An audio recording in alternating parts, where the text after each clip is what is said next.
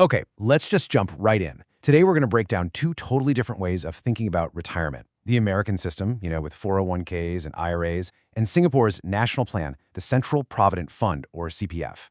So why are we doing this? The goal here is to find some really powerful lessons that American investors, especially if you're in your peak earning years, can actually put to use right now. And hey, if you're in your 40s or 50s, you're going to want to lean in for this. This isn't about panicking, not at all, but it is a super critical window. We're calling it the retirement danger zone. Seriously, the choices you make in the next decade or so will have a massive impact on your financial future. At the very heart of this whole comparison is a huge split in philosophy. The U.S. really champions a do-it-yourself model. You are the captain of your own financial ship. Singapore, though, goes for a national safety net model. They prioritize security for everyone over the chance for any one person to get super wealthy. Let's dig into what that actually looks like. Okay, first up, let's talk about the big picture. This core trade-off between freedom and security that really defines both of these systems. So, here's the crucial point. In the U.S., the government basically gives you this tax-friendly bucket, right? Your 401k or your IRA. But you're the one who has to fill it, and you decide what goes inside. You could pick the next NVIDIA and become a millionaire. Or you could stumble. It's high risk, high reward.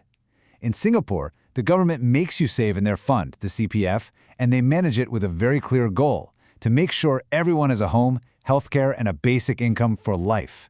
It's security, built right into the system. All right, so that's the philosophy. Now let's get into the nitty-gritty. Section 2 is all about the mechanics, the growth engine that actually powers your retirement savings in each country. When you look at the numbers side by side, you can really see the different strategies at play.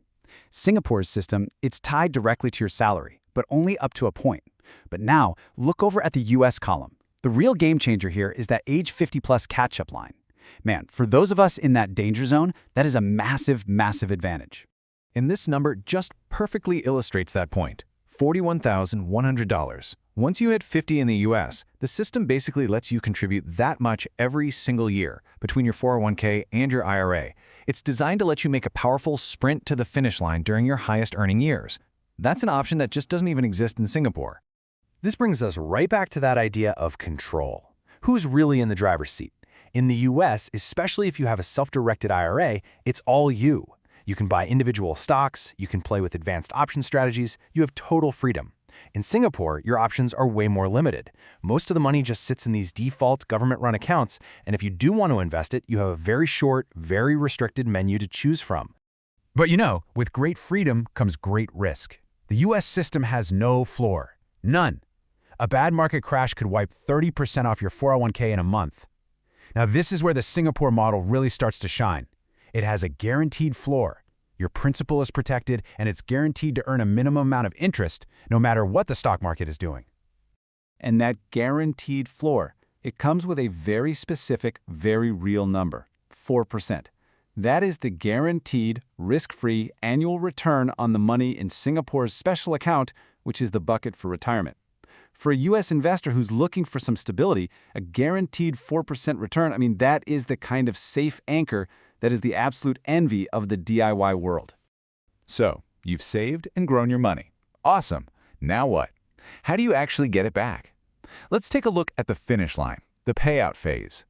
In the US, it's about as simple as it gets. The second you hit age 59 and a half, bam, the gates just swing wide open. You have total flexibility. You can withdraw a big lump sum, take out small amounts here and there. Whatever your strategy is, it's your call.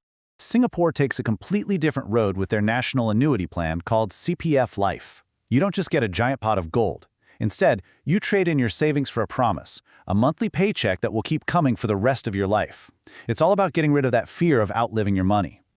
So how does that lifelong paycheck actually work? Well, Singaporeans have a target they try to hit by the time they're 55. It's called the full retirement sum. For 2026, that target is just over 220,000 Singapore dollars. Hitting this number is what funds that lifelong monthly check from the government. Okay, so we've compared and contrasted. But what does all this mean for you, the US investor who's right in that danger zone? This is the most important part. Let's boil it all down to the key lessons you can actually apply. Okay, let's put it all together. First, you've got to exploit the Roth, whether it's an IRA or a 401k. Tax-free growth in retirement is as close to real financial magic as you're ever going to get. Second, use your catch-up power. That ability to sprint after age 50 is a unique American superpower, so use it. And finally, learn from Singapore's safety net. Create your own by putting a piece of your 401k into things like stable value funds or bonds. Think of it as your own personal, guaranteed floor to protect you when the market gets rocky. So as we wrap this up, I'll just leave you with this one question to think about. The US system is really built to create wealth. Singapore's system is built for survival. The smartest strategy probably borrows a little bit from both, so take a good hard look at your own portfolio and ask yourself, what are you building for? Wealth, survival, or have you found the right balance between the two?